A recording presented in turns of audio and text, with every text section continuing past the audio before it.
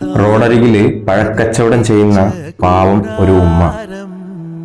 കച്ചവടമൊന്നും ആവാത്തതിനെ തുടർന്ന് പുള്ളിക്കാരി കരയുന്നുണ്ട് കേട്ടോ. ഇടയ്ക്കിടയ്ക്ക് ആരും സാധനങ്ങളൊന്നും വാങ്ങിക്കുന്നില്ല. അവസാനം ഇത് കണ്ട് ദൈവദൂതനെ പോലെ ഒരു ചെറുപ്പക്കാരൻ അത് വഴി വരികയാണ്.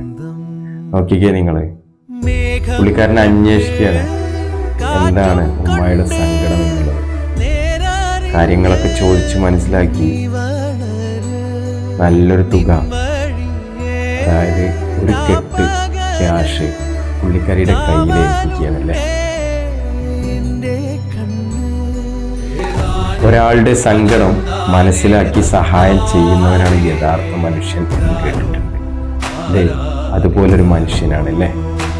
എന്തായാലും ഈ വീഡിയോ കണ്ടപ്പോൾ ഒത്തിരി സന്തോഷം തോന്നിയിട്ടോ.